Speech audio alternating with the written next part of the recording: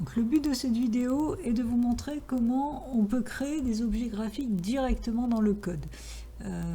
Bon, dans quel cas on peut avoir besoin de créer des objets graphiques dans le code, vu qu'on peut les créer, on l'a vu précédemment dans l'interface directement, eh bien il peut y avoir des objets graphiques créés suite à des informations données au préalable, donc on ne peut pas savoir à l'avance quel type d'objet graphique par exemple on va devoir créer.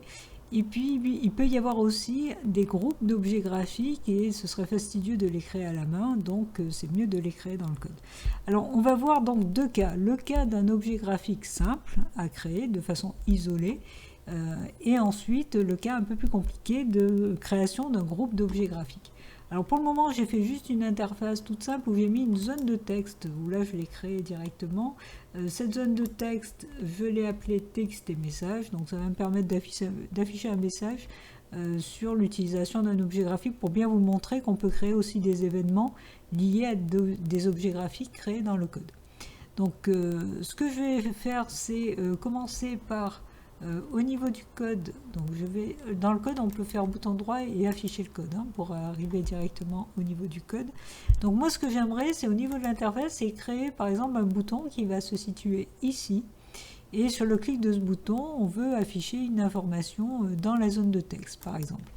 Donc la première chose, c'est que je vais déclarer un bouton et au lieu qu'il soit déclaré dans la partie designer, eh bien, je vais la déclarer vraiment dans mon code, dans ma partie code.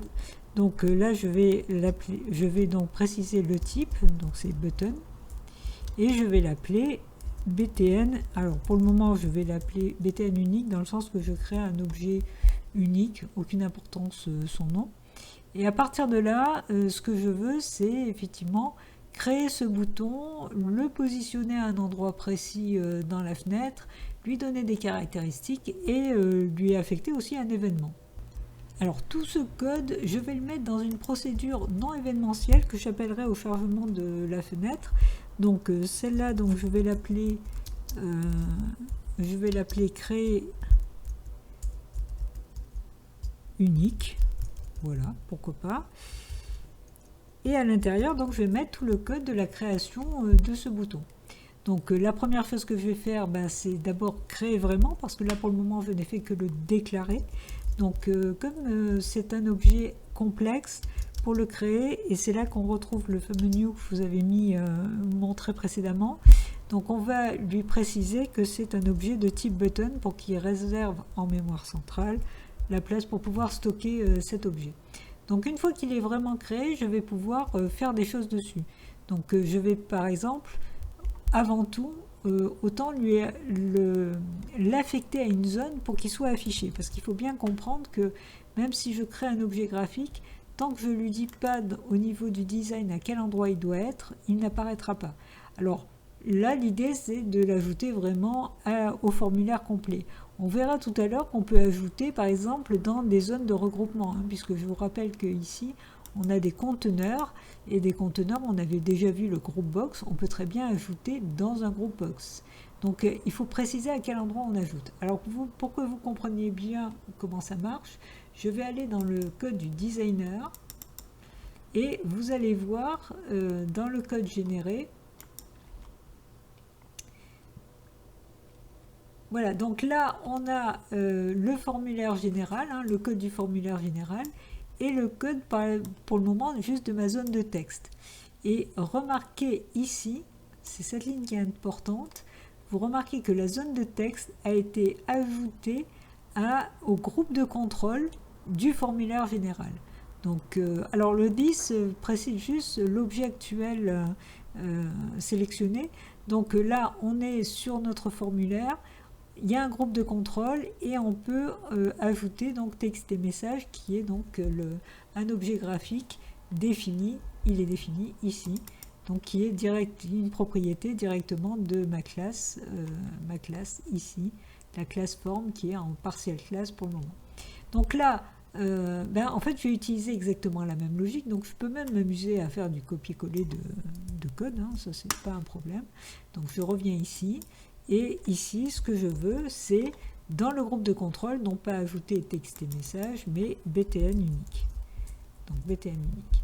Alors vous remarquez qu'il me l'a proposé directement en BTN unique. Alors le 10 est optionnel parce que il n'y a pas d'ambiguïté à ce niveau-là, c'est-à-dire que je pourrais très bien les enlever. Hein. Là, vous verrez plus tard, quand vous ferez de la programmation objet un peu plus poussée, dans quel cas le 10 est obligatoire ou dans quel cas il est optionnel. En tout cas, là, il est optionnel, je peux l'enlever. Donc là, ce que je viens de faire, c'est créer un bouton et l'ajouter directement dans mon groupe de contrôle de mon formulaire. Donc il va s'afficher. Mais là, par défaut, il va s'afficher en haut à gauche, sans taille, enfin avec la taille par défaut et le positionnement par défaut. Ou plutôt, il ne va rien se passer pour le moment parce que mon créé unique, vous voyez, il est en grisé, il n'est jamais appelé. Donc ce que j'aimerais, c'est qu'il soit appelé au chargement du formulaire. Donc je reviens sur le design, je double-clique dans la zone grise, et là, je vais appeler donc ma méthode créé unique. Voilà.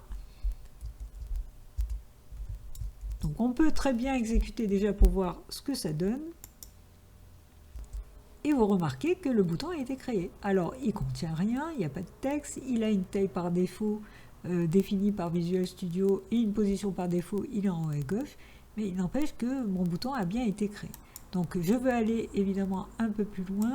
Ce que je veux, c'est le positionner à un endroit précis et gérer sa taille. Et ça, c'est quelque chose que je peux retrouver aussi dans le designer. Vous n'avez pas besoin d'inventer les choses. Donc on peut, par exemple, ici, voir qu'au niveau TXT message, on a point qui permet donc de positionner, avec location, qui permet de positionner à un endroit précis en coordonnées l'objet graphique. Et puis vous avez size, qui permet de définir la taille. Donc le principe va être exactement le même. Donc là, je vais... Alors là, pareil, système drawing, c'est pas obligé de le mettre. Pourquoi? Parce que si je reviens dans mon format CS, je vois qu'ici, en using, j'ai mon système drawing. Donc je n'ai pas besoin de le rappeler. On va voir d'ailleurs que là, pour le moment, il n'est pas utilisé, il est en grisé. Il va devenir en noir dès que je vais l'utiliser. Donc ici, une fois que j'ai ajouté mon BTN unique dans l'ensemble des contrôles de la fenêtre, je peux gérer sa localisation, donc location, voilà, et je vais utiliser un point qu'on a vu dans le code tout à l'heure, et je vais lui préciser la position où je veux qu'il soit. Donc par exemple, en point 12,12, qui représente un petit peu les positions qu'on voyait avec les petits traits, pour que ce soit aligné au niveau donc de l'interface graphique. Alors, il n'est pas content. Ah oui, c'est normal. J'ai un peu oublié le new devant. D'ailleurs, je reviens sur le code pour que vous le voyez. Vous voyez, il y avait un new devant. Là, je suis allé un petit peu vite dans mon écriture. Donc, il manque new. Et là, évidemment, ça marche. Donc, je crée, avec new, je crée un point à un endroit précis et j'affecte ce point à la location, à la position de mon BTN unique. C'est ça le principe. Donc, de la même façon, je vais définir la taille. Donc size, et pareil, je vais faire new size, et je vais lui définir une taille. Donc bon, j'avais regardé au préalable les tailles intéressantes, donc 75-23. Ensuite, je vais gérer, alors il vaut mieux gérer toujours le tab index, c'est pas obligatoire, mais c'est quand même plus propre de le faire. Donc tab index, je vous rappelle que c'est le niveau de touche tabulation pour pouvoir accéder à l'objet. Donc je vais le mettre en position 1. Quoique, on va regarder le TXT message. Non, il est en tab index 1, donc je vais modifier ici, je vais le mettre en tab index 2, parce qu'ils ne doivent pas avoir les mêmes valeurs. J'aimerais bien mettre un message dans BTN unique, parce que vous avez vu que le bouton il était vide. Donc dans la partie texte, je vais lui mettre unique, voilà, tout simplement. Alors déjà on va voir ce que ça donne au niveau de l'affichage. Alors vous voyez tout de suite que mon bouton s'est positionné à un endroit précis, contient unique, et puis il a la taille que je voulais. Donc ça, jusque-là, ça marche très bien, mis à part que maintenant, bon, évidemment, l'événement n'est pas géré. Alors, comment gérer l'événement? Alors là, c'est assez intéressant parce qu'en fait, on va garder exactement la même logique que au niveau du designer quand le code était généré automatiquement. Alors pour cela, je vais me faciliter la vie. Je vais créer un bouton que je vais supprimer pour que vous puissiez voir comment récupérer le code. Donc je crée un bouton, je double-clique. Tout ça, je vais l'effacer après. Hein. Mais ce qui m'intéresse, c'est le code qui est généré derrière ce fameux bouton. Et vous voyez, l'événement, il ressemble à ceci. Donc je vais tout simplement faire un copier-coller de cette ligne. Je viens ici. Alors, vous allez me dire pourquoi je ne mets pas le code de l'événement dans le designer? Parce que le designer est réservé à Visual Studio. C'est uniquement le code généré par défaut de Visual Studio. Là, je suis en train de créer un bouton que je gère directement dans mon code. Donc, même les événements, je dois les gérer dans mon code. Alors, évidemment, à la place de button 1, je vais mettre btn unique. Alors, encore une fois, on peut le laisser, mais le 10 est optionnel. Je vais l'enlever pour le moment. Et ma procédure événementielle, je ne veux pas qu'elle s'appelle button 1 click, mais je veux qu'elle s'appelle btn unique click. Je pourrais l'appeler complètement autrement. Hein. Évidemment, il n'est pas content parce qu'elle n'existe pas, la procédure. Ça veut dire que je dois la créer. Donc je crée cette procédure moi-même. Elle ne se génère pas automatiquement. Par contre, faites attention. Donc, je vais faire un copier-coller du nom, ce sera plus propre. Faites attention qu'il faut lui mettre les paramètres par défaut des procédures événementielles. Donc, une fois que j'ai fait ça, je vais faire vraiment un copier-coller des... sur le clic, on obtient ce genre de paramètres. Donc, je vais faire un copier-coller de ces paramètres parce que je ne suis pas censé le savoir par cœur. Et là, je mets les accolades. Et voilà, ma procédure événementielle est créée. Alors, du coup, je vais pouvoir virer mon bouton. Voilà, c'était juste pour avoir le code. Si je reviens sur donc le button click, il est toujours présent, mais le bouton étant supprimé, je vais pouvoir supprimer cette procédure événementielle qui ne sert plus à rien. Donc normalement, il n'y a pas de souci ici, tout va bien. Ok. Donc là, j'ai ajouté un événement sur mon bouton et du coup, je vais pouvoir mettre du texte derrière, mettre du code derrière l'événement clic de ce bouton. Par exemple, donc sur txt message, je vais mettre, je vais rajouter du texte et je vais mettre coucou. Voilà. Donc sur le clic du bouton, il doit m'afficher coucou. Alors on va tout de suite vérifier si ça fonctionne. Donc mon bouton s'est positionné, si je clique dessus, ben, vous voyez l'événement fonctionne. Donc là, vous avez vu concrètement comment on arrive à créer un objet graphique directement dans le code, comment on arrive à le positionner, à changer sa taille, à modifier certaines de ses propriétés à notre choix et surtout à ajouter donc un événement. Maintenant, je veux aller un peu plus loin. Ce que je veux au niveau donc de mon formulaire, c'est avoir une liste de boutons radio contenant par exemple des lettres de l'alphabet. Donc je vais créer un conteneur. Comme ça, vous allez voir comment on peut ajouter des objets graphiques dans un conteneur. Donc je vais mettre un conteneur. Je vais essayer de le positionner de façon un peu sympa. Voilà. Ce conteneur, je vais l'appeler, donc c'est un groupe box, je vais l'appeler GRB choix par exemple. Voilà, et je vais changer bien sûr son texte, donc je vais l'appeler choix. Et dans ce conteneur, je veux ajouter des boutons radio et des boutons radio qui vont contenir les lettres A, B, C, D, etc. Alors bon, je vais me limiter à 10 lettres, juste pour vous montrer l'exemple.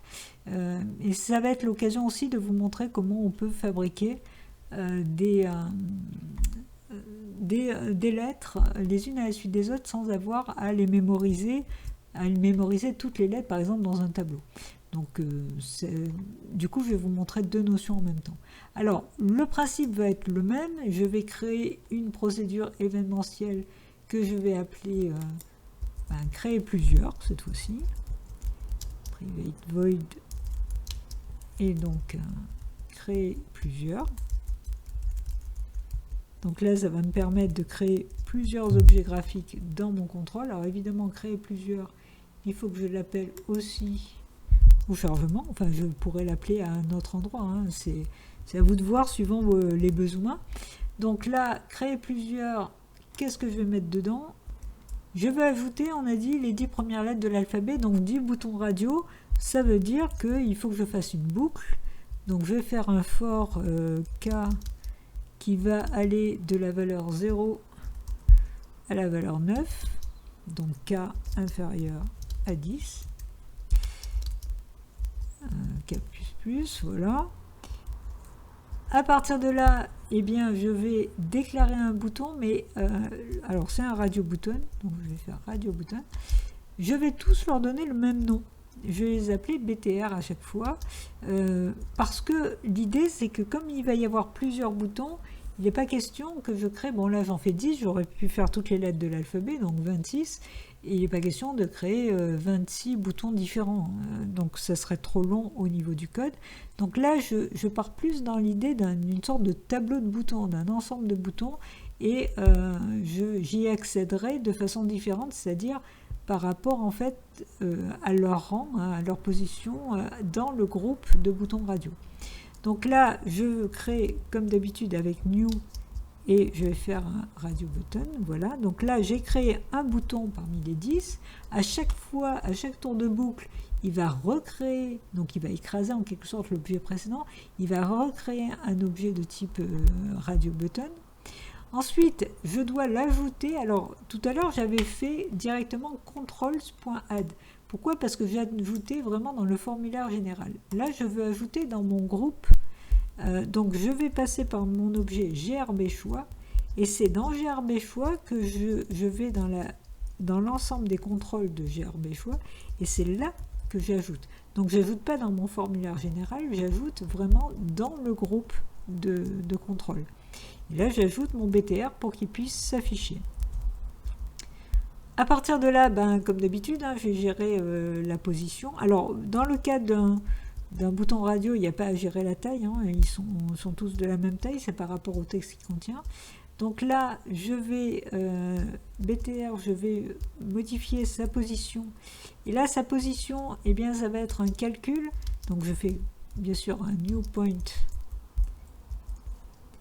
Alors, ils vont tous être alignés à gauche au même niveau, donc je vais dire que c'est à 10 pixels par rapport au bord gauche de mon groupe. Par contre, au niveau ligne, je vais commencer au pixel 19, mais à chaque fois, je vais lui ajouter, par rapport au rang, hein, par rapport au cas, je veux passer d'une ligne à l'autre. Donc, je vais faire un calcul par rapport au cas, donc je vais considérer que je veux laisser qu'il y a 23 pixels à chaque fois entre chaque bouton radio, et bien il suffit que je fasse 23 fois K. Donc la première fois K vaut 0, donc ce sera à la position 19, puis ensuite 19 plus 23, puis 19 plus 2 fois 23, etc. Donc les 10 boutons radio vont s'afficher les uns en dessous des autres par rapport à cette position. Donc vous voyez qu'on peut facilement faire un calcul pour pouvoir positionner un ensemble de boutons radio. Alors maintenant, ce que je veux faire, c'est mettre le texte dans mon bouton radio. Et ça, au niveau du texte, j'ai dit que je voulais les lettres de l'alphabet. Donc je veux en premier, je veux A, puis ensuite je veux B, etc. Et ça, voilà comment on peut le faire, tout simplement. Eh bien, je fais la lettre A, et derrière, je lui ajoute K. Alors, j'explique le principe. K vaut 0 au début, donc ça va être... je vais y arriver, ça va être A plus 0, puis ensuite ça va être A plus 1. Alors vous allez me dire, mais qu'est-ce qu'il va faire comme calcul? Eh bien, vous avez remarqué que le A, je l'ai mis entre apostrophes et pas entre guillemets, donc il le prend comme un caractère, et pour lui, A, un caractère possède un code ASCII. Donc il se trouve que A, c'est 65, si je ne me trompe pas, au niveau code ASCII. Donc il va prendre 65 plus 0, ça va rester 65. Puis quand K vaut 1, il va faire 65 plus 1, 66. Il se trouve qu'en code ASCII, les lettres qui se suivent sont en fait, ont des codes ASCII qui se suivent. D'ailleurs, autant vous montrer tout de suite un extrait voilà, de la table de code ASCII. Alors j'ai mis vraiment que le début des lettres parce que c'est ce qui nous intéresse. Donc c'est les valeurs décimales qui nous intéressent. Donc le A a pour valeur décimale 65 en ASCII. Et vous voyez que ça se suit, hein, le B 66, le C 67, etc. Donc le fait que l'on écrive le A entre apostrophes, l'ordinateur, lui, il fonctionne avec le code ASCII, donc il va mémoriser 65. Et c'est le fait qu'il le transforme en caractère à partir de la table des codes ASCII qui fait que ça donne la lettre A. Donc le fait de faire A plus K, ben, c'est exactement ce qu'on veut. On va obtenir du coup la lettre correspondante. Alors évidemment, il faut faire quelques petites transformations pour que ça passe bien, puisqu'il nous dit bien impossible de convertir implicitement le type int en string. Donc vous voyez qu'il le prend bien en int, hein, il fait bien un calcul du code ASCII de A plus K. Donc là, ben, tout simplement, il suffit que je mette le tout entre parenthèses et que je retrouve le caractère qui m'intéresse, et le caractère je l'ai en transtypant avec char. Donc là, je vais obtenir vraiment, si K vaut 1 par exemple, je vais obtenir A plus 1, donc ça va faire 66, retransformer en char, ça va me donner B. Mais encore une fois, il n'est pas content, puisqu'il ne fait pas de compatibilité directe entre char et string.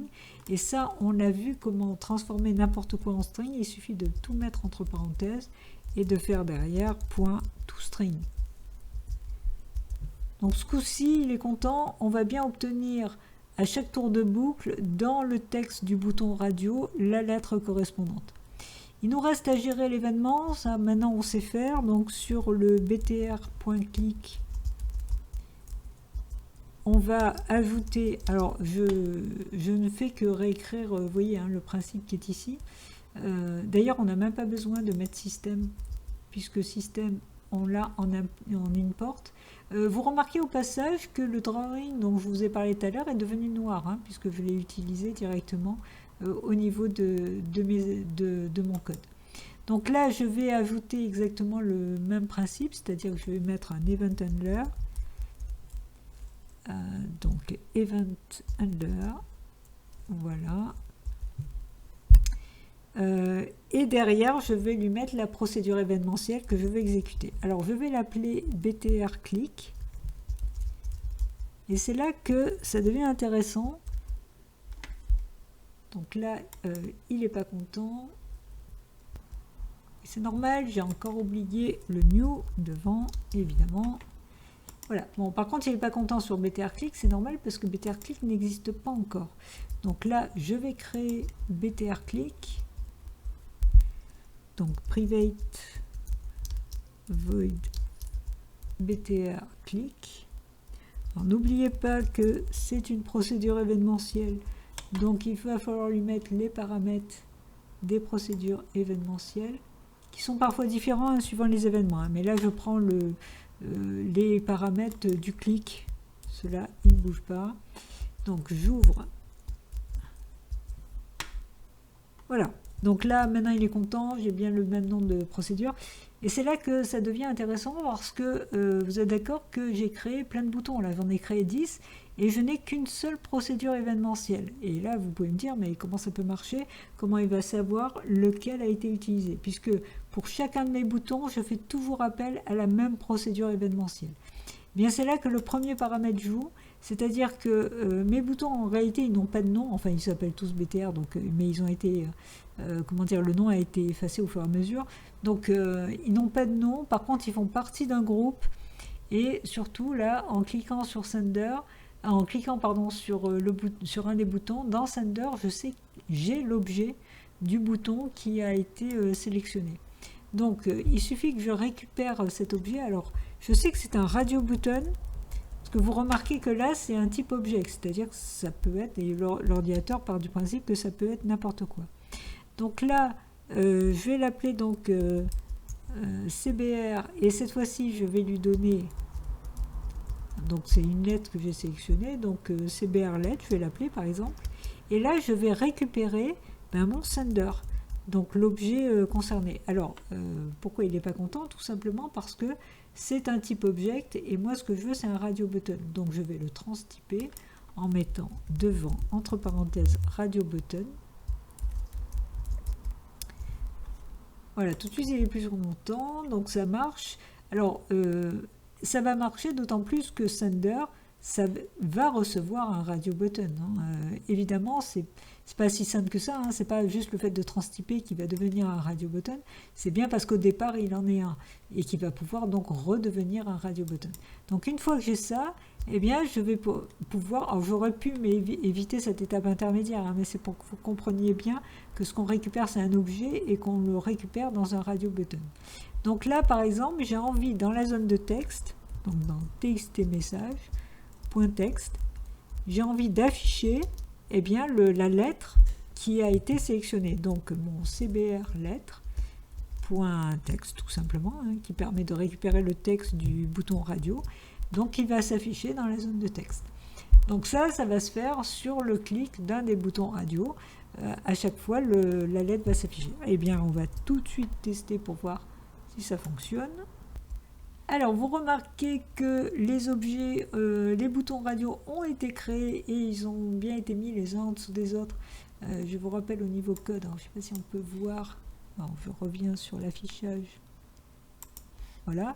Vous voyez, j'avais fait à chaque fois 19 plus 23K pour pouvoir positionner à chaque fois 23 pixels plus bas chaque bouton radio. Quand je clique sur une X, j'ai toujours mon coucou qui s'affiche. Par contre, si je sélectionne une lettre, eh bien, vous voyez l'événement, on a bien l'event handler sur BTR-click, il va reconnaître avec le sender quel est l'objet qui a été utilisé et il va transférer le texte de l'objet, donc B, dans ma zone de texte. Donc, quel que soit le bouton. Alors, comme c'est des boutons radio qui sont dans un même groupe, il n'y en a qu'un qui peut être sélectionné à la fois. Et quel que soit le bouton radio, bien, j'ai bien la lettre qui apparaît dans la zone de texte. Voilà, c'est ce que je voulais vous montrer à travers cette vidéo. C'est quand même une notion qui est assez intéressante, c'est pouvoir créer des objets et leurs événements directement dans le code. Ça peut être très pratique quand on a en particulier des groupes d'objets graphiques. Et donc, c'est une notion qui, une fois qu'on a compris comment ça marche, c'est assez simple, mais effectivement, ce n'est pas forcément évident de le trouver par soi-même.